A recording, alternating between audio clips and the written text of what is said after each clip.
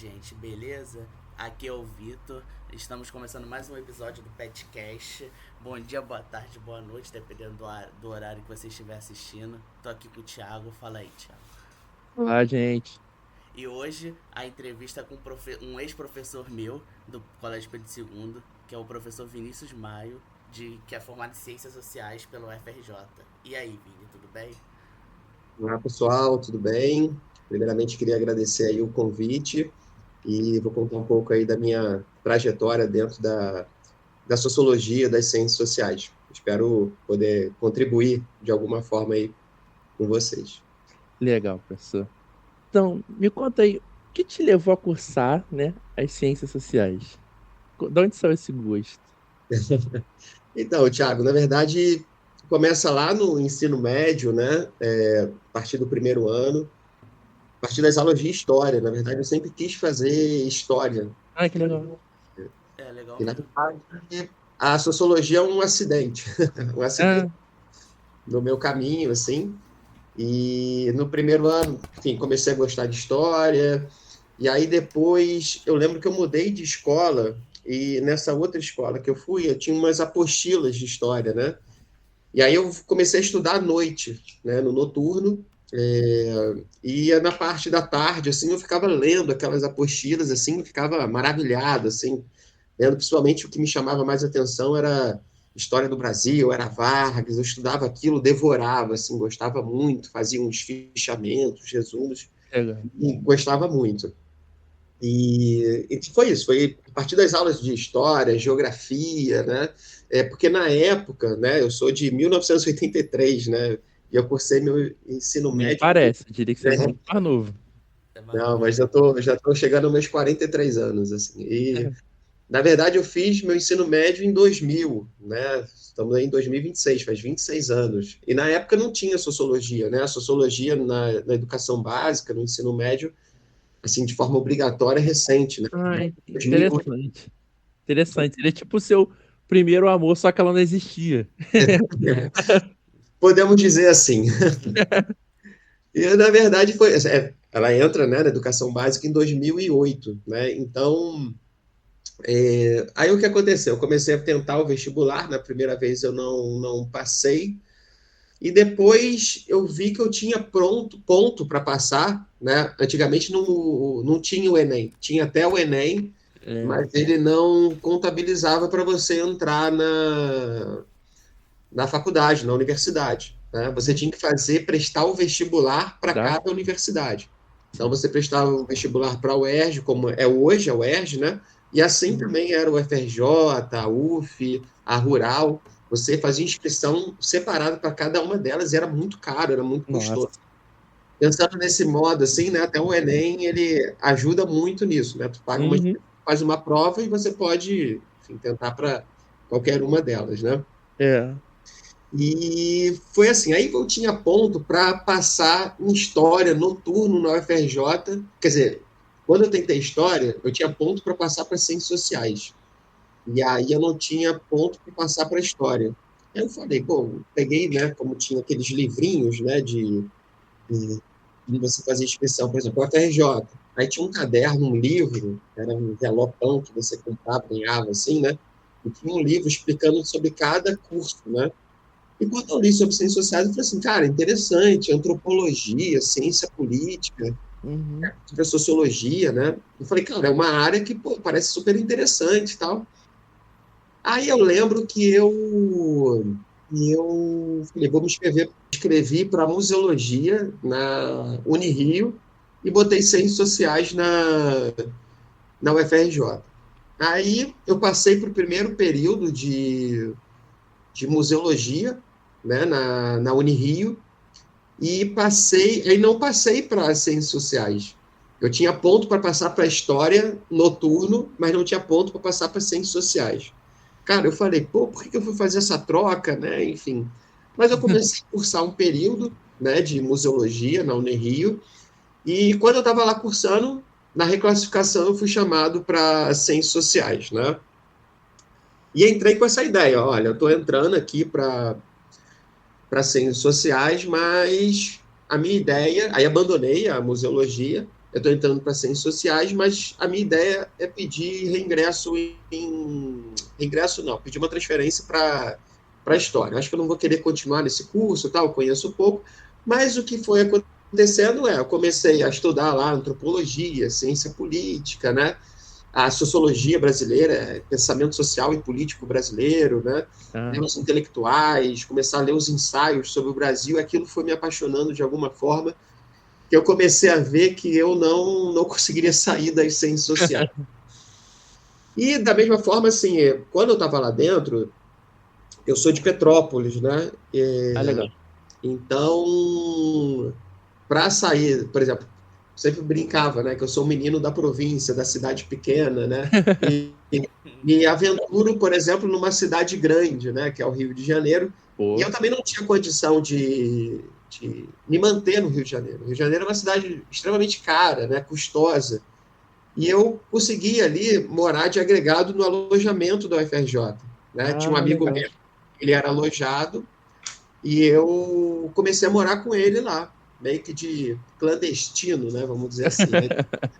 Minha vida no Rio de Janeiro começa de uma maneira clandestina. Né? E o alojamento foi muito importante para mim, né? Sim. Porque possibilitou, né, mesmo estando ali na Ilha do Fundão e estudar ali no IFIX, né, que é no centro do Rio de Janeiro, perto da Praça Tiradentes, né, tinha um ônibus, né, um ônibus gratuito que levava a gente de manhã, né? ao circular. Esse ônibus existe ainda, né? Que ele sai lá do alojamento, ele sai lá da Praia Vermelha também, né? E, enfim, isso foi muito importante para mim. Um estudante começando ali, né, de classe média baixa, sem muita condição de se manter no Rio de Janeiro, e foi muito importante para mim, né, ter ali, ser um agregado do alojamento, né. Bom, e foi quando eu entrei na Faculdade de Ciências Sociais, como eu estou falando, né, fazendo esse recorte de classe social, o menino que vem do interior, sem muitas condições econômicas, né, e eu começo a me deparar com vários estudantes ali que tinham uma condição muito melhor do que eu, né? Por exemplo, meu pai e minha mãe não têm um ensino médio completo, né? E a gente nunca teve o hábito de leitura em casa, né? Eu nunca tive livros, a gente nunca comprou livro, nunca frequentei bibliotecas, né? Livrarias, né? Mesma coisa, né? Esses artefatos culturais, teatro, cinema, museu, né? Por não ter esse capital cultural, esse capital social, vamos dizer assim. Não sei se vocês já tiveram contato com o Bourdieu na licenciatura, né? Mas eu não tinha esse capital social, cultural, enfim. E aí eu me deparo com vários amigos lá da faculdade que tinham, né? Os pais eram acadêmicos, né? Professores universitários, arquitetos, artistas. Tinha um choque, né? Oi? Tinha um choque, né? Você olhava assim. Sim, e uma coisa que eu sempre me lembro, né, é que eu fui convidado para uma festa, essas festas de universidade, né, logo nos primeiros períodos e tal, e eu fui na festa, né, era uma festa ali no Cosme Velho, e aí, no caso de uma estudante lá da minha turma e tal, eu fui nessa festa e uma coisa me impactou bastante. Eu entrei no apartamento. O apartamento era um negócio gigantesco, assim, né? Sei lá, 4 quartos, um negócio muito gigante, assim, sala, as obras de arte, vários livros, né, recortados. Acho que a tia ou a mãe da estudante lá que estudava comigo, ela era professora universitária e tal. Cara, aquilo me impactou de uma forma. Eu entrei numa festa, assim, cara, eu fiquei meio que... Nunca tinha visto tanto livro na minha vida, né? Tirando uma biblioteca, né? Uhum. A casa dela era toda recortada por livro, assim. Falei, cara, que... E aí eu lembro que tinha um amigo meu, eu acho que ele viu que eu estava tão impactado com aquele cenário, né? Ele bateu no meu ombro e falou assim, Vinícius, a gente não é daqui. A gente não é desse lugar. E aquilo foi muito... né? Me deu ali toda uma reflexão, né? Que eu falei, cor de classe, de quem eu sou, de quem me posicionar. Quer ser também. Isso, me posicionar no mundo, assim, cara, é importante, assim, cara, eu não sou daqui, né? Por mais que eu esteja aqui, eu não sou daqui. E isso foi muito importante, assim, até para minha permanência ali nas ciências sociais, todas as leituras que eu tinha, né? era não só para entender a realidade, mas me posicionar politicamente, né, diante uma conjuntura, né? Enfim, e desde do início, né, por essas questões econômicas, eu tinha como foco a licenciatura. Eu falei, olha, não dá para fazer só o bacharelado, eu vou precisar também da licenciatura. Eu preciso, assim que me formar, eu precisava me lançar no mercado de trabalho. Eu acho que eu não poderia viver como muitos amigos meus, né, que fizeram aquela trajetória normal, né? Acabou a graduação, depois entra no mestrado, depois entra no doutorado. Eu precisava de dinheiro, precisava trabalhar, Então, né? Vini, então você começou no bacharelado. Você começou fazendo o bacharelado. Porque na minha época, olha só, na minha época, há 20 anos, 22 anos atrás, você poderia fazer as duas coisas juntas, conjunto. Sim. Não era discriminado, né? Bacharelado ou licenciatura. Então, eu fui cursando bacharelado, e aí chegou uma hora que o calo começou a apertar, eu falei assim, cara, eu vou começar a puxar as minhas eletivas na licenciatura. Com o objetivo de tentar terminar em 4 anos, ou 4 anos e pouco, o bacharelado e a licenciatura, seria um desafio. Então, eu fiz isso, eu comecei, desde puxar as matérias, vamos dizer, da próprio bacharelado, as eletivas, eu comecei a puxar da licenciatura. E isso me ajudou muito, porque coincidiu, né? Eu entrei em 2004 para a Faculdade de Ciências Sociais, consegui me formar em 2008. E em 2008 que foi aprovado, né, a inserção da sociologia na educação básica.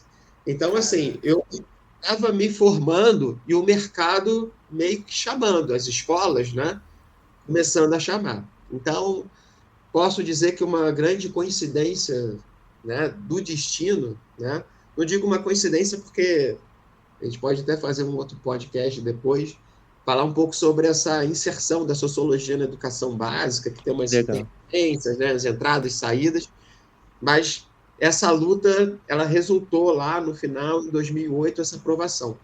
E essa aprovação, e eu me jogando no mercado de trabalho com um diploma de licenciatura debaixo do braço, e era o que todas as escolas estavam querendo, né? Então, antes de me formar, aí agora eu vou mudar um pouco aqui né? Estou saindo da graduação, licenciatura, e agora já estou entrando no mercado de trabalho, né? Uhum. E aí foi que uma escola aqui de Petrópolis, uma escola particular, ela estava precisando de um professor de história ali para quebrar. Não, eu entrei como professor de sociologia e ao mesmo tempo estava precisando de um professor de história, enfim. E aí eu comecei a dar aula, comecei a me inserir no mercado de trabalho, dando aula de sociologia, por um período dando aula de história também, ali para cobrir ali um professor de história tinha falecido, e, enfim, acabei entrando ali para ajudar ali a escola, né? Bom, só que ao mesmo tempo, né, eu não abandonei ali a vida acadêmica e prestei um mestrado, né, para o próprio UFRJ, um mestrado em sociologia com concentração em antropologia. Então, eu estava lá trabalhando, de repente vem lá que eu fui chamado para ingressar num mestrado em sociologia com concentração em antropologia lá no IFIX, na UFRJ. Só que na minha época, né, você não podia ter vínculo empregatício, né?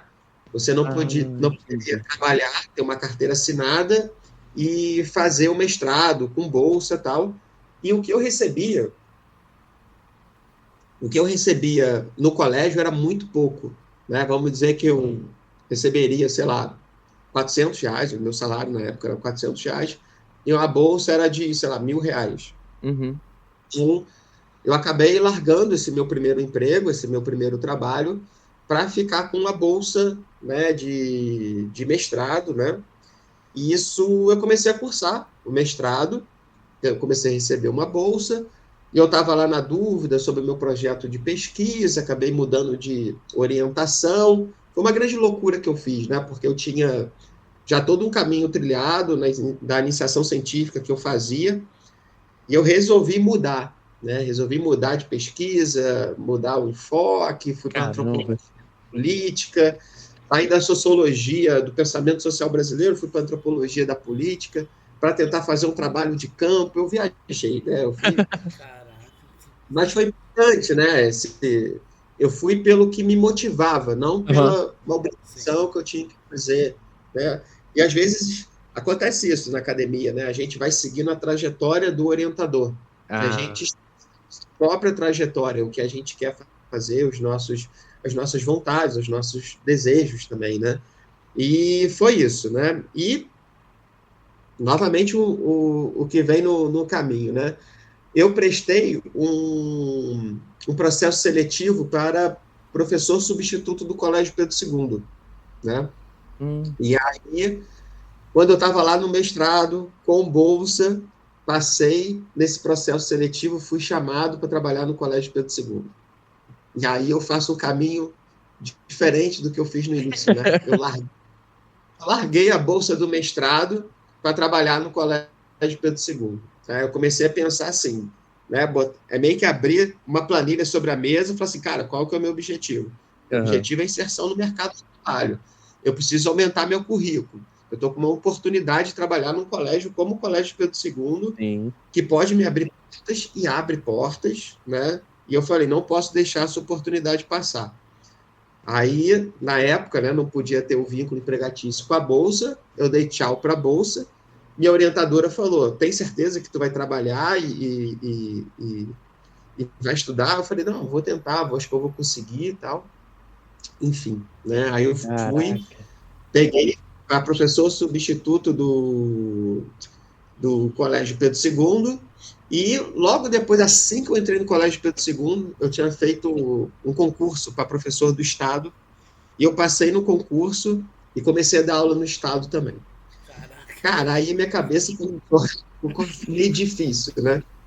Porque eu trabalhava no Colégio Pedro II, no pior horário que existiu, acho que já no Colégio Pedro II. Eu dava uma aula às 7 horas da manhã, depois eu voltava 1 hora, e depois dava uma aula às 15h40, no chamado tempo zero, 7. Eu ficava o dia inteiro na escola para dar 4 tempos, 5 tempos. Eu tinha sábado fixo, enfim. E mais as aulas que estavam no Estado, né? Aí vem mais uma loucura que eu fiz. Eu fui chamado para trabalhar no CEL, no Centro Educacional da Lagoa, e aceitei o convite. Fui trabalhar no CEL, né? Então, minha pesquisa foi ficando de lado, meu mestrado foi ficando de lado, e eu comecei a trabalhar no sistema fordista de produção, né? Saía de uma sala, ia para outra, entrava numa sala, saía na outra. Trabalhava de segunda a sábado, né? Não tinha descanso durante aí um bom período. Isso me custou a minha saúde, né? Eu fiquei, enfim, tive uma crise de ansiedade, um pouco depressiva, assim. Era muita coisa que eu fazia, eu não dava conta, né? E fora isso, né? Tem as questões familiares, os problemas familiares, né? As questões pessoais, né? Aí tu vai juntando com o trabalho, mais o mestrado que foi ficando de lado, e eu me cobrava muito, enfim, né? Mas foi essa ideia minha de tentar me inserir no mercado de trabalho, abraçar o mundo, né? Depois eu fui vendo que eu estava não estava com mais mãos para agarrar esse mundo, né? Enfim, aí fui levando essa vida, né, aos trancos e barrancos, né, com uma violência que eu cometi ao meu corpo, eu estava muito cansado já, e aí depois de um tempo eu consegui concluir o mestrado.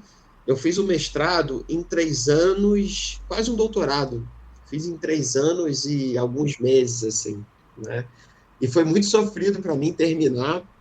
Diante disso, eu não tinha tempo para fazer pesquisa, para estudar, para me debruçar, né? Essa vida acadêmica, né? Ela te suga muito também, né? Então, por outro lado, essa vida escolar também, ela te suga muito, é conselho de classe, é prova, é trabalho, é média, né? Porque, às vezes, o trabalho do professor, tem um amigo que sempre me sacaneia, que é isso, Vinícius? Você só dá aula. Tá cansado de quê? Você só dá aula. Eu falo, cara, trabalho visível, Aí eu brinco com ele e falo, cara, tem um trabalho invisível que você não vê, né? Que é a preparação de prova, a preparação de trabalho, é uma correção, é uma reunião. O professor Ainda leva mais trabalho hoje pra aí com... casa. É. Tem que fazer a prova. Leva trabalho tudo. para casa. Exatamente, né? E tem várias nuances, assim, né? As particularidades. Por exemplo, tu tem lá uma turma, né? Uma turma de 30 e poucos, né? E só que você não dá aula, vamos dizer, de uma maneira genérica lá para todo mundo. Tem os casos específicos, o aluno vai precisar de uma adaptação de uma prova, uma adaptação de um trabalho, que vai precisar de um atendimento. Então, são essas questões mais específicas, né? Que não aparece, né? Não é visível, né? Mas, enfim, quando eu terminei o meu... Aí terminei meu mestrado, e nisso acabou meu contrato também no colégio Pedro II, né? E aí eu passei para mais uma matrícula no estado, né? Fiz um outro concurso, passei para dar aula no estado de novo, então estava com 2 matrículas, e surgiu a oportunidade de trabalhar na Escola Parque, lá na Barra, né? Só que aí não coincidia com o horário do CEL, eu larguei o CEL, né, o Centro Educacional da Lagoa, e fui lá para a Escola Parque, que foi uma experiência muito legal na minha vida, de trabalhar numa escola tão legal, tão acolhedora, né, pelo menos no período que eu trabalhei, foi muito legal trabalhar na Escola Parque, né, tem uma unidade na Gávea, tem essa da Barra, que quase recreio, né, que eu trabalhei, e foi isso, eu fui levando, né, já com o mestrado no bolso, que foi muito bom, assim, foi meio que lavei a alma ali, Né? ao mestrado, e acho que eu tomei um pouco de horror também pela vida acadêmica, assim, né, espero retornar em breve, mas eu fiquei com alguns traumas, né. Uma coisa que eu esqueci de falar, e que foi muito importante na minha passagem pelo Colégio Pedro II, que assim que eu entrei no Colégio Pedro II, como professor substituto, um conjunto de professores lá do colégio, né, alguns efetivos, alguns substitutos, eles tinham um projeto de um livro didático, escrever um livro didático. Ah, legal. Era interessante porque os livros didáticos eram sempre escritos por professores da academia, professores da universidade, que estavam longe da educação, longe do chão da sala de aula, né? Eles não conheciam, não conhecem a vivência da escola, das necessidades dos estudantes, enfim. E um conjunto de professores lá, e aí eu, né, destaco aqui o professor Lier, né, a professora Afrânio, enfim, vários outros professores, falaram, cara, por que a gente não pode produzir conteúdo também, produzir conhecimento, né? E foi isso, tinha esse projeto, e eles falaram, a gente quer retomar esse projeto. A gente convocou todos os professores que estavam participando inicialmente do projeto para a gente retomar. E aí fizeram um convite para mim, olha, você vai lá nessa reunião, caso os professores não apareçam, né, alguns professores não apareçam, não têm mais interesse em participar, você participa do projeto. Eu falei, pô, eu que não queria deixar nenhuma oportunidade passar, né, não deixava nenhuma escola passar, eu falei, não pensou nem 2 vezes. Oi? Não pensou nem 2 vezes. Pensei nem 2 vezes, eu falei, claro, eu vou participar desse projeto também, assim.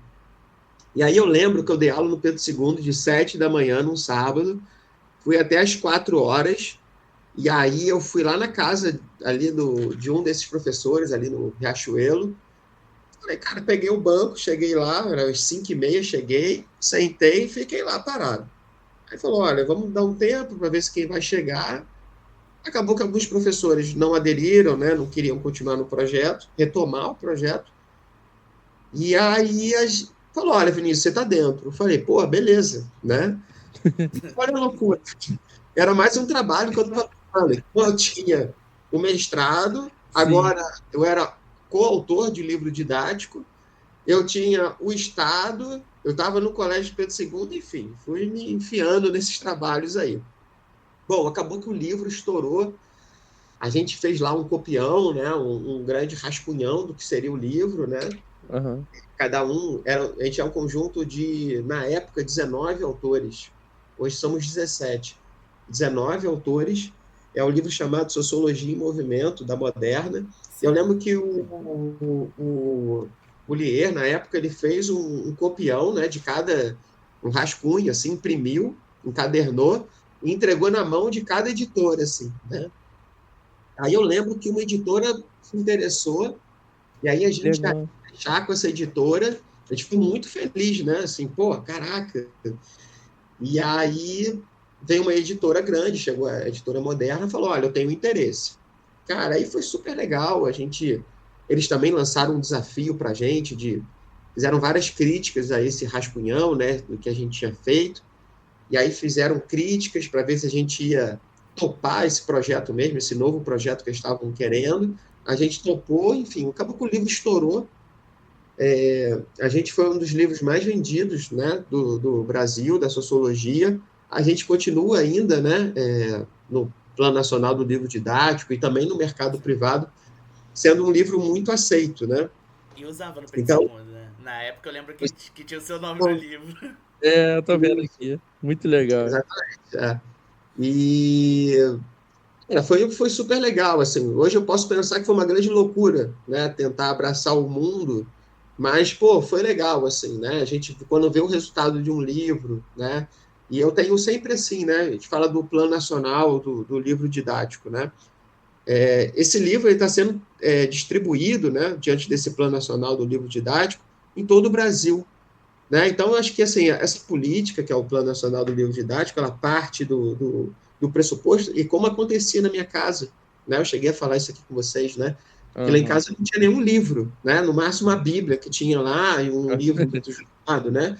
E fico imaginando nos diferentes lares brasileiros, lá em Itapipoca, no interior do Ceará, lá no Acre, no sul do Brasil, na região sudeste. Cara, esses livros entrando, né, do Plano Nacional Didático, do Plano Nacional do Livro Didático, Aham. entrando nessas casas, né? Então imagina que é isso, é um pai que está afastado da escola, ele pode manusear esse livro, ele pode ter contato com esse livro, com o debate que está sendo colocado ali, pode até ser um desejo dele retornar a voltar a estudar, né? Diante de diferentes casos, né? Muitos casos de evasão escolar.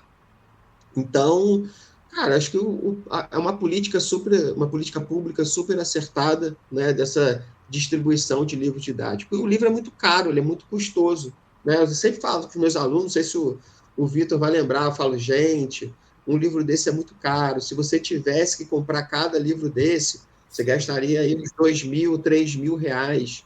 Imagina, né, uma família que tem, sei lá, três filhos, né? Você gastar 5.000, 6.000, 7.000, 8.000 reais de livro, cara, é inviável. Né? Os únicos livros que eu comprei na época do Pedro II foram os livros de Na época eu só podia fazer francês, né? Quando a minha namorada entrou, ela podia escolher entre francês e espanhol. Mas o livro de francês a gente comprava, e o livro de francês, por exemplo, ele era caro. E eram dois. Tu comprava um livro só, o restante, sei lá, de matemática, física, química, biologia. É verdade. Né? E sendo que o livro o de sociologia, ele tem uma particularidade de filosofia também, que ele vale para os 3 anos. Então, tu pega ele no primeiro ano, usa no segundo, usa no terceiro, e depois você leva para casa. Ele fica contigo, né? Eu até brinco com meus estudantes. Pô, quem não tem livro em casa agora vai ter lá na estante a Bíblia, o livro de sociologia, o livro de filosofia, né? Ter mais livros em casa, né? Mas, enfim, voltando aqui Vocês ficam à vontade para me interromper aí, que ninguém por aqui. Eu só tenho que interromper uma dúvida que eu fiquei aqui. Agora, no momento, né, com o novo ensino médio, tá tendo essa matéria que você fez, né, a sociologia? Sociologia? Então, lá no colégio, várias... É que depende dos colégios, né? Cada colégio está ofertando o que pode. Isso, lá no Colégio Pedro II, a gente tem essa particularidade que ainda não implementou, né? Está num processo lá, tem um GT, um grupo de trabalho, né? Pensando esse novo ensino médio, mas lá no Pedro II ainda estamos com a estrutura antiga, né? Então, não sei quais serão as cenas do próximo capítulo, né? Mas, por enquanto, o Colégio Pedro II ele se mantém, tem lá alguns rascunhos de mudança, né, nesse grupo de trabalho que está pensando esse novo ensino médio, né? Mas, por enquanto, a sociologia ela continua disciplinar, né?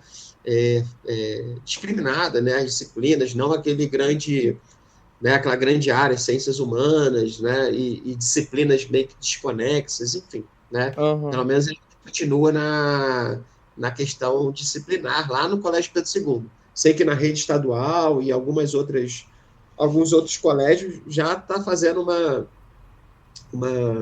essa adaptação para esse novo ensino médio, né? E aí tem lá outras disciplinas, né, que fogem, né, dessa alçada disciplinar, né? Vini, eu queria aproveitar e perguntar como foi para você escrever esse livro? Tipo, a parte técnica, como foi para você escrever as suas dificuldades e tal? Porque, por exemplo, a gente tem uma matéria na graduação que é QSA, que é Química em Sala de Aula. Então, a gente tem 4 QSAs e cada uma é focada em algum tópico da química que a gente passa no ensino médio e é como a gente pode passar aquilo ali para o nosso aluno. Porque, primeiro, a gente tem a parte, digamos, técnica, né? Então, a gente tem química geral, físico-química, inorgânica, orgânica, e aí a gente vai para QSA 1 e vê como é que a gente trabalha os pontos de química geral no ensino médio. E aí a gente, Thiago, eu acho que você fez isso também, né? Em QSA 1, que a professora pegou os livros que é do PND, e aí a gente analisou esses livros. Então, a gente via, por exemplo, que o livro de química, ele tinha, por exemplo, dependendo da edição, ele tinha alguns erros conceituais, tinha a forma que trabalhava, por exemplo, às vezes era uma forma muito densa para um aluno do ensino médio, mesmo sendo um livro do PNLD. E aí, queria saber como é que foi isso para você, se você vê, por exemplo, essa dificuldade na sociologia, tipo, a parte conceitual, porque a sociologia parece estar mais próxima do aluno, por exemplo. O livro de sociologia, por exemplo, parece mais próximo, pelo menos na minha época, do que o livro de química. Química eu acho que é muito pesado, né? Sociologia, acho que por ser um texto, desenvolve mais fácil o pensamento, né? Essa pergunta que vocês estão trazendo aí, né? Vou te falar que ela vai até para uma origem, né? Vamos dizer assim, né? Pensar em um caráter embrionário, porque eu sou professor, né? E um dos motivos que, para além de gostar da área de ciências humanas, né? Quando estava no ensino médio, assim, eu tinha muita dificuldade de compreender determinadas coisas, assim, e via assim, cara, como era difícil, às vezes, a forma como o professor, né, passava aquilo, né? Acho que diferente de hoje, eu acho que hoje o professor ele tem uma linguagem muito mais acessível, inteligível, compreensível, né? Ele tem uma proximidade maior com o estudante. Eu lembro da minha época de estudante, assim, o professor, ele era muito distante, assim, às vezes tinha uma atitude muito punitiva, grosseira. Então, se você não entendia, ele, pô, é isso, e acabou. Cara, às vezes eu ficava um pouco revoltado com isso, assim, falei assim, cara, quando eu comecei, antes quando eu fazia um cursinho pré-vestibular, eu comecei a trabalhar num colégio de reforço escolar. Então, eu dava aula para estudantes que estavam lá do ensino fundamental, que tinham né? Eu comecei a também dar aula em casa, aula particular, e aquilo para mim era um negócio assim, eu via a dificuldade do estudante, eu falo assim, cara, como é que eu posso fazer com que isso seja fácil, inteligível, compreensível para ele? Então, eu fazia desenhos, eu fragmentava, eu construía o conceito, uma coisa que eu gosto de fazer em sala, e faço até hoje, né? Eu construo o conceito, então, sei lá, química orgânica. O que se chama orgânica? Sabe? Aí eu ia destrinchando. Então, sei lá, vou falar de indústria cultural. Eu falo, o que é indústria? Ah, indústria é isso, tá, blá, blá. Qual é o objetivo de uma indústria? O que é cultura? Cara, eu vou construindo o conceito e, assim, isso me ajudou, né, desde quando lá no meu pensar o Vinícius embrião professor, né, lá bem no... Cara, essa coisa da construção do conceito para tornar aquilo mais claro, inteligível, porque era uma dificuldade que eu tinha no ensino médio, assim, em diferentes disciplinas, assim, cara, às vezes eu não entendia, mas porque aquele exemplo que estava sendo dado, ou aquele conceito estava muito distante. Então, cara, o objetivo até é aproximar o estudante daquilo, né? Eu estava conversando com um professor de física lá do Colégio Pedro II, e ele fala assim, cara, por que a física é tão difícil, né? No ensino médio, se trata a física tão difícil. Ele fala, cara, sua filha de 7 anos pode saber física. e ela não precisa fazer nenhuma conta. Falou assim, cara, quando ela está na gangorra, é física. Quando ela está no balanço, é física. Quando ela está ali, sei lá, às vezes numa bolinha de sabão, cara, tudo é física. E eu posso explicar, eu acho que foi até o projeto dele de doutorado, foi sobre isso, né? Ele fala, cara, eu quero que a física seja acessível a todo mundo, para uma criança de 7 anos, 6 anos, para um adulto, né? E assim eu penso que também tem que ser a educação, né? Tornar aquilo...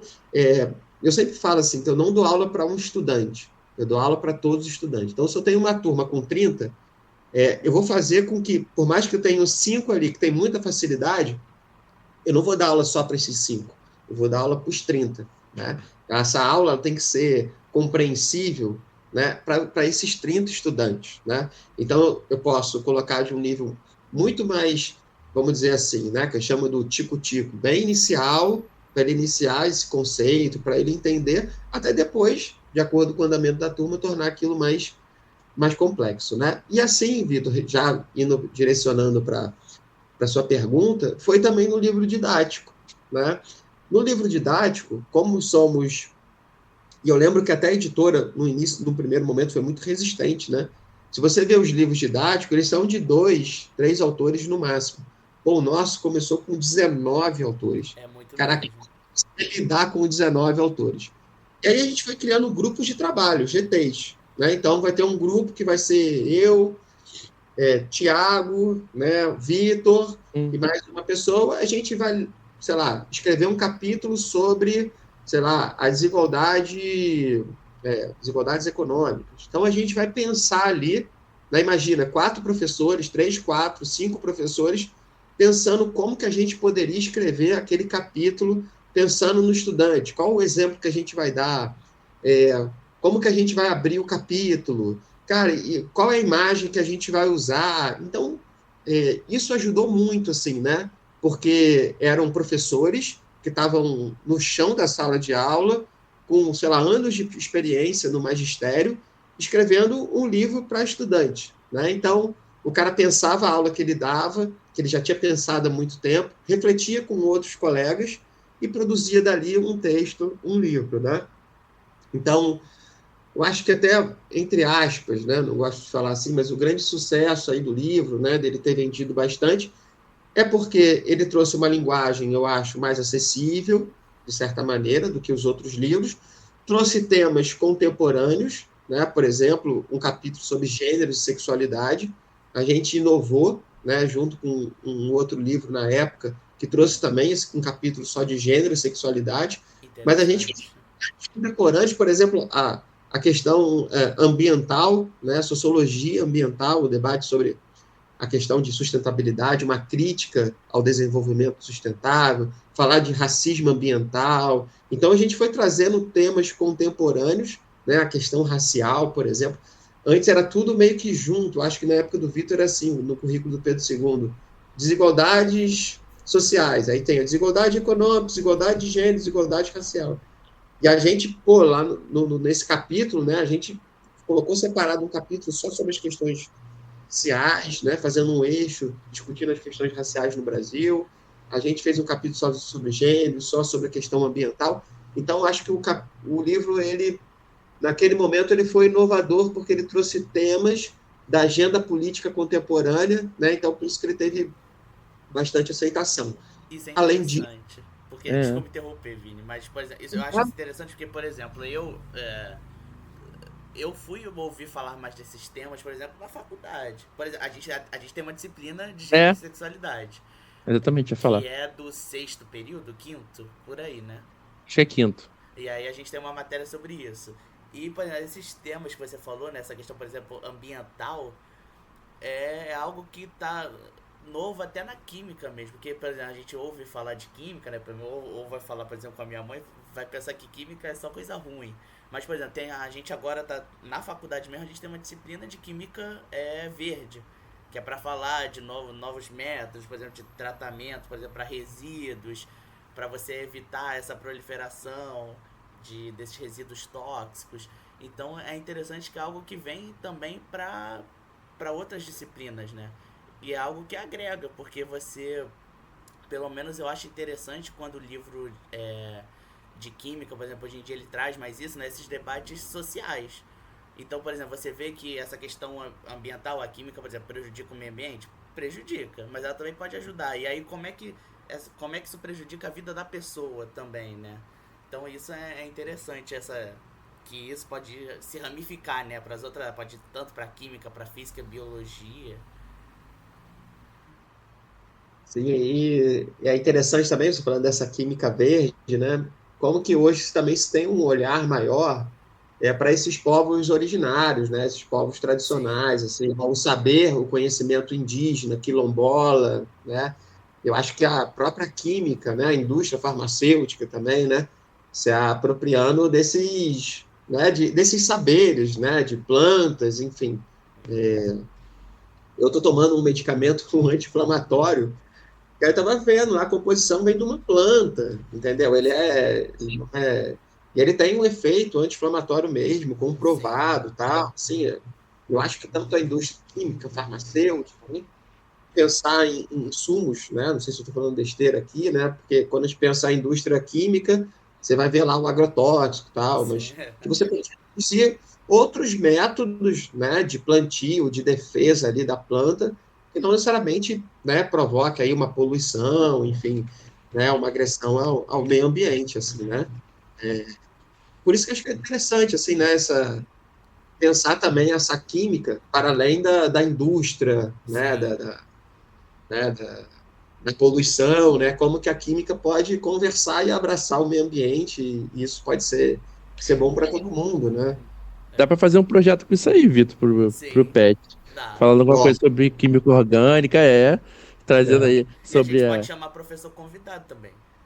É, Mas é isso, legal. mas isso é interessante mesmo, porque, por exemplo, eu e o Thiago, a gente fez uma matéria optativa que era sobre tópicos de história da química.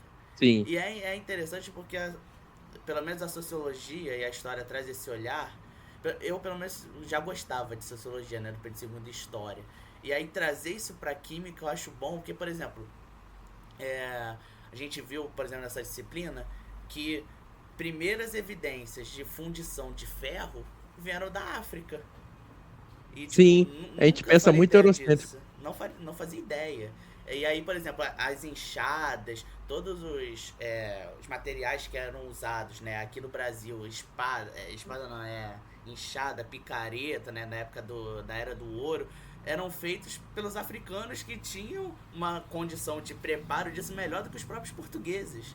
Então, assim, é algo que fica no nosso senso comum, né? Mas a sociologia vem, a história, para mostrar que não era assim. E é algo que agrega, né? Tanto para os alunos, tanto para a gente, né? Professor de química mesmo. Uhum. Acho muito interessante. nosso pensamento, nosso ensino, né? Ele é muito eurocêntrico, né? Muito ocidental, Sim, né? E hoje as perspectivas decoloniais, enfim, existem várias críticas, mas trabalhar nessa perspectiva dessa ruptura, né? Como que a gente ainda hoje, né?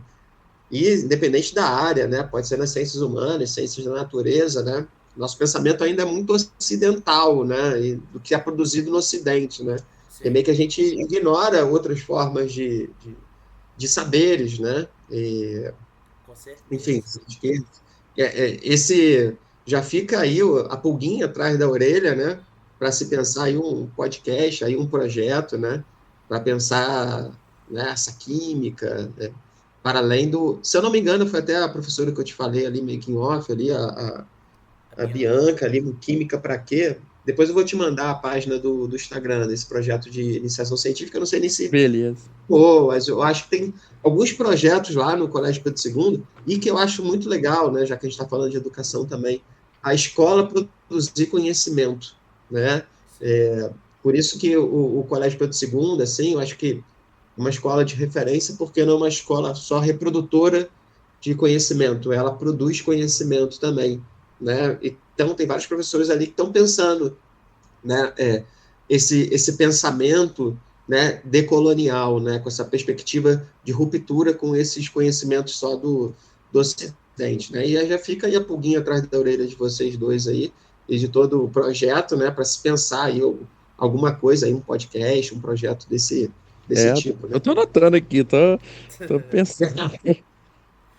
Não, é Muito interessante. interessante. É interessante porque a gente, pelo menos é o que a gente tenta fazer na cápsula do tempo, que a gente pega, né, alguns Aham. conceitos de química e a gente tenta trazer a questão histórica dele. E aí você vai ver, por exemplo, o nosso primeiro que a gente postou foi sobre a fermentação de bebidas alcoólicas. Aham. E aí, pelo menos eu pensar, pô, cerveja deve vir da Alemanha, não sei o quê. Aí você vai procurar sobre isso, você vê que tem evidência de cerveja na China, no Egito. Aí a gente descobriu, né, fazendo a optativa também, que as pessoas que trabalharam nas pirâmides eram pagas em cerveja e pão. Então, tipo, há muito tempo, porque você também, eles aproveitavam também o processo de fermentação para fazer o pão. Então, é algo que surpreendente, né? E pelo menos pra gente é bom isso, que a gente quebra essa ideia, né? E na própria optativa mesmo, a professora criticava isso, né? Essa questão muito ocidental. Que ela falava, olha, a química que vocês estudam na faculdade é tudo química do século XVIII, XIX, tudo do Ocidente, tudo da Europa, que vocês Uhum. estudam os pesquisadores e tal. Mas aí a gente vai ver, por exemplo, o segundo que a gente postou da cápsula foi de produção de perfume. Quem produziu o perfume foi árabe. Então, tipo, esse conhecimento dessa produção, né, dessas essências que chamavam, poxa, pra onde foi, né? No caso, a gente vê que é apagado, né, acobertado. Mas é interessante a gente fazer a optativa que daí vê por esse lado, né? Que realmente o que a gente estuda, a maior parte é da Europa e do século XVIII, XIX. Sociologia é a mesma coisa. E é legal essa optativa que você está falando, né? Isso dá uma bagunçada na nossa cabeça, né? Essa perspectiva, assim, né? De, pô, como que eu fui, né? Adestrado, vamos dizer assim, para esse pensamento ocidental, né? Então, Ah, meio Sim, que um choque, né? Quando tu tem uma aula dessa, assim, pô, não, o perfume não veio da França, né? sim, é.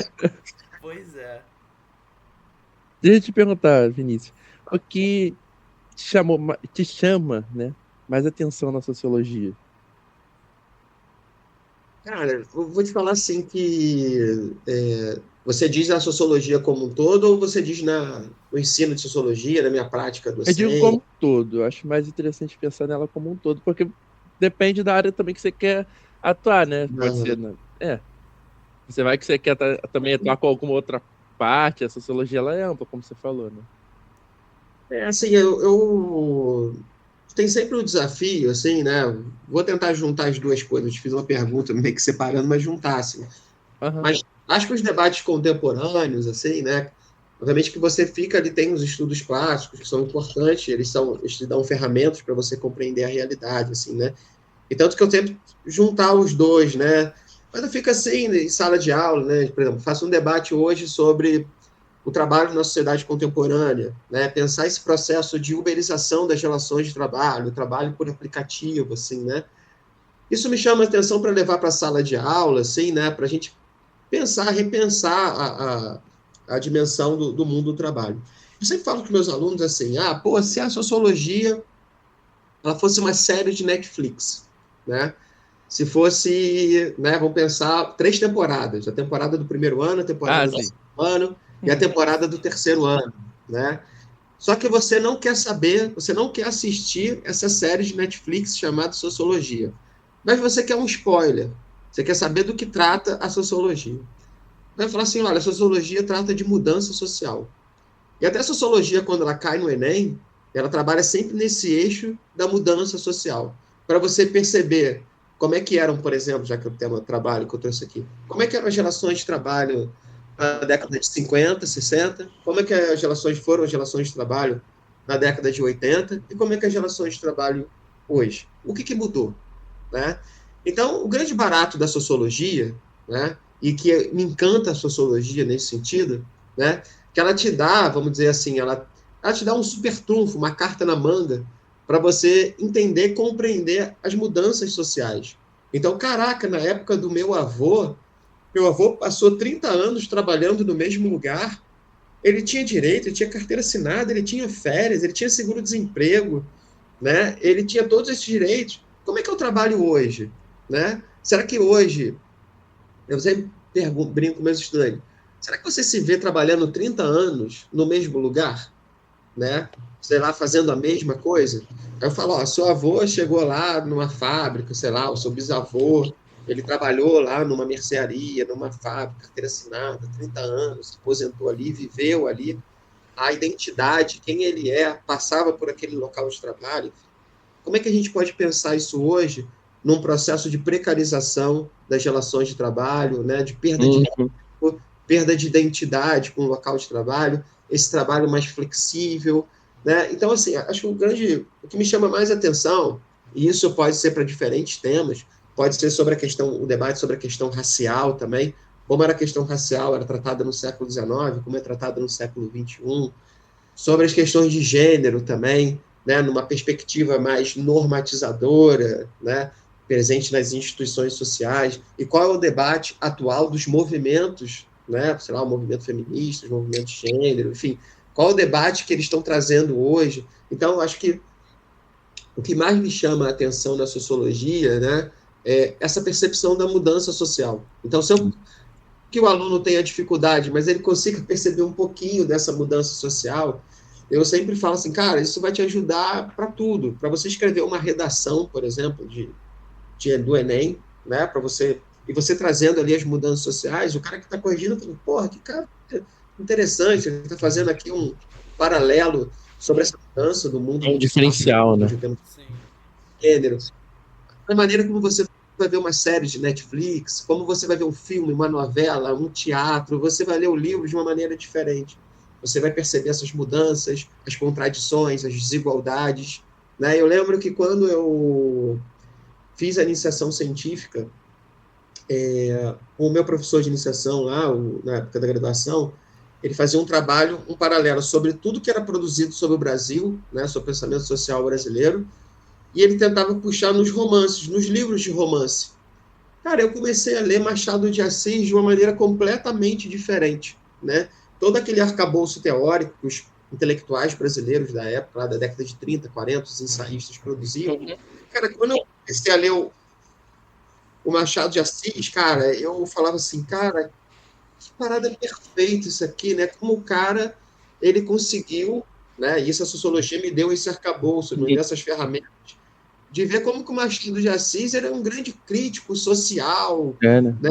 Uma grande crítica àquela sociedade, né? Muito mais do que um romance, uma literatura qualquer, não. Tinha embutido ali, né? Toda uma crítica à sociedade da época, né? Ali do século XIX, enfim. Então, acho que a sociologia, ela te permite, o que mais me encanta, né? Respondendo também a pergunta, é perceber essa percepção de uma mudança social. Entendi. Isso é interessante porque, pelo menos, eu percebia muito isso na licenciatura. Porque a gente tem matéria de sociologia e no primeiro período a gente tem uma matéria chamada Sociologia da Educação, né, Thiago? É Sociologia da Educação, se eu não me engano. Eu acho que eu não lembro. E uma É das. o primeiro período, né? Do primeiro período. E aí o professor, né, de Sociologia, ele fala do... A maior parte da disciplina, pelo menos, é a evolução dessa ideia de educação. E aí ele fala, por exemplo, desde a educação de Marx, como ele criticava a época do ensino na Revolução Industrial, até, por exemplo, a ideia neoliberal de estudar para trabalhar. Então é algo interessante, você vai vendo que vai tendo essa construção, vai tendo uma relação dessa ideia da Revolução Industrial, de como era dada essa ideia do estudo com o trabalho, junto com essa pegada neoliberal da educação, como isso vai se construindo, como isso vai mudando a sociedade, eu acho interessante também.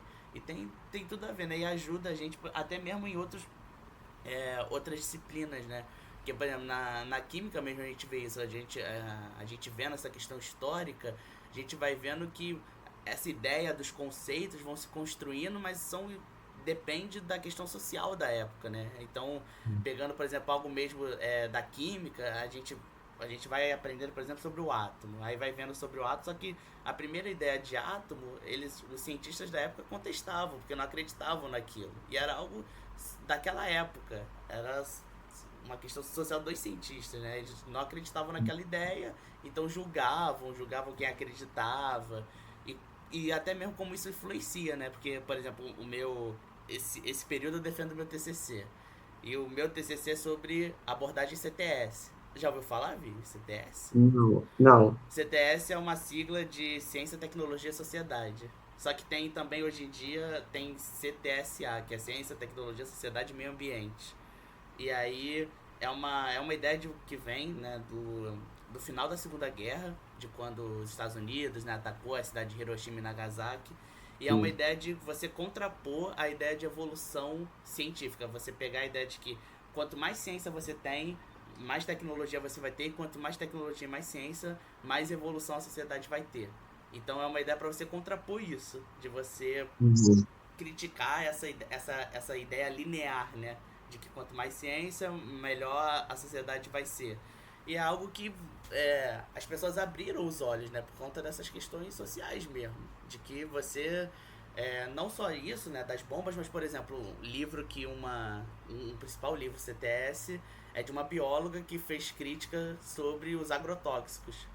Tem um livro chamado Primavera Silenciosa, que o nome do livro é Primavera Silenciosa porque ela estava criticando, né, o uso do DDT na época, que os pássaros morriam quando iam nas plantações e a primavera estava diminuindo o canto dos pássaros. Então é algo que, né, vai ajudando essa visão não só do sociólogo, mas também das pessoas, né, no geral, e de outras áreas da ciência. Bacana. Primavera Silenciosa. Primavera Silenciosa. O nome dela, César? É Rachel Carson. É uma bióloga que escreve.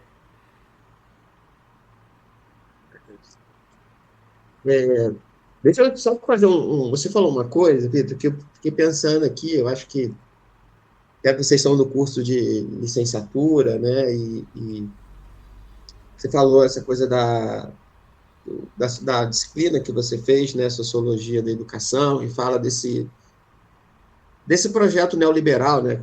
De educação, né? Educação voltada para o trabalho, né? Eu acho que é isso, assim, acho que o objetivo é a gente romper um pouco com isso, né? E é difícil, né? Porque, sei lá, você vai ensinar química, por exemplo, né? E o cara quer saber lá, quer resolver os problemas de química para passar no Enem, né? Mas eu acho que acho que a gente chegou a debater isso aqui, vai muito além disso, né? Eu acho que a química ajudar para a compreensão da vida, né? Da realidade, do mundo, né? A gente tem que romper essa perspectiva neoliberal de mercado de trabalho, de produtividade, mas o conhecimento que possa... isso sim, né? Não é o desenvolvimento da sociedade não simplesmente ligado à ciência, à tecnologia só, mas essa compreensão de uma sociedade mais humana, mais reflexiva, mais crítica, né? Que é importante, né? Pegando um pouco do eixo que você trouxe, né? Eu lembro que na época eu estudava química, minha irmã é engenheira química, né? Ela trabalha com segurança de plataforma. E eu lembro que eu também queria fazer química, assim, um período, né, do meu ensino médio, eu cheguei a flertar um pouco com a química, né? E aí eu lembro que eu ficava lendo, aprendia aquelas coisas, assim, eu ficava lendo o rótulo de shampoo, ficava ali, cara, apaixonado, assim. Eu lembro que a química, tinha um professor de química, o França, ele foi muito importante para mim, assim, porque, cara, era muito mais do que fazer aquelas questões do Enem, né, mas era sobre também compreender o que estava ali em volta, né, da realidade ali. Então, professor, tem alguma dica para quem está começando nessa área da sociologia, para quem está fazendo um percurso parecido com o seu? Se você fosse dar uma dica para você do início, você lá no inicinho começando a sua trajetória, qual seria? Se eu tivesse que dar uma dica, eu acho que é não fechar oportunidades, assim, acho que por mais que eu fiz uma crítica ali, né, que eu fui tentando abraçar o mundo, pegando um monte de coisa, mas eu acho que é importante, né, eu acho que trouxe resultados positivos. Não ficar, exatamente, assim, acho que pode seguir ali uma trajetória acadêmica, né, ali dentro do mestrado, do doutorado, eu acho que tem que seguir ali uma trajetória também, né, ali dentro da educação básica, eu acho que é importante também, né, eu acho que esse contato com os estudantes, assim, eu acho que é muito importante, né, eu acho que também tem gente que vai mais para um viés, trabalhar no IBGE, trabalhar em empresa. Eu acho que assim, o que tiver de oportunidade pintando, né? A gente vai trabalhar mais na área da cultura, outros vão trabalhar mais na área da educação, outros vão trabalhar mais um viés mais da academia. Eu acho que assim, o que pintar, eu acho que você tem que se aventurar, né? Eu acho que é muito importante, assim, acho que não fechem portas, né? Eu acho que às vezes a pessoa fica muito dentro de um caminho, às vezes aquilo pode ser muito ruim, acaba te cegando, né? Vamos dizer assim, né? De você não conseguir ver outras oportunidades dentro da área, né?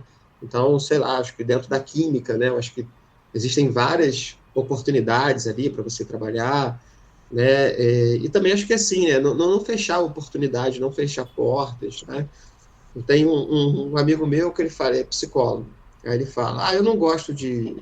Ele fala, eu não gosto de clínica. Eu falo, cara, mas abre um consultório, vai, né, uma oportunidade ali que você vai ter, né, contatos, são oportunidades, assim. Eu acho que é isso, assim, eu acho que você que está começando, está se aventurando, né, talvez está com gás, né, disposição, eu acho que é isso, acho que é não fechar oportunidades, seja na área da cultura, seja na área, sei lá, trabalhar num centro de pesquisa, por exemplo, seguir uma vida acadêmica, né, ir para a área do magistério, da educação, trabalhar com projetos educacionais, enfim, o que pintar, eu acho que eu acho que vale. Eu acho que E procurar oportunidade também. acho que não precisa abraçar o mundo como eu fiz, mas também, se quiser, vale também como experiência. Mas é isso, acho que é dizer, às vezes, claro, é importante dizer não, né? Mas nesse momento é bom se aventurar para ganhar experiência, né? Em diferentes áreas. Sim, fazer a escolha certa, com calma, respeitar a sua capacidade do momento, né? Como você falou, você estava com energia ali para conseguir fazer aquilo tudo. Você abraçou o mundo porque era o que você estava querendo ali naquele momento e era o que você estava pronto ali, cheio de gás, correndo ali atrás. E uma coisa que eu falei também, né? Correndo também atrás da oportunidade, que é a oportunidade que, né? Nós estamos aí no percurso e na formação de professor, mas eu já estou percebendo, tipo, a oportunidade ela não vai bater na porta, a gente tem que correr atrás da oportunidade Sim. também, estudar e não deixar de se mostrar pronto para poder receber a oportunidade, né? Como eu disse. Assim, até como eu falei ali, uma hora que eu falei, fiz um trajeto, fiz um percurso, depois eu mudei, né? Eu falei, eu estava trabalhando, estava numa escola, mas surgiu o mestrado, eu fui para o mestrado, depois surgiu o Pedro II, eu larguei, podia conciliar, eu fui para o Pedro II, porque seria uma boa oportunidade. Acho que é isso, vai se arriscando, assim, mas você vai pagar a bolsa, você vai deixar de estudar, só estudar, cara, mas é uma oportunidade que estava pintando e eu não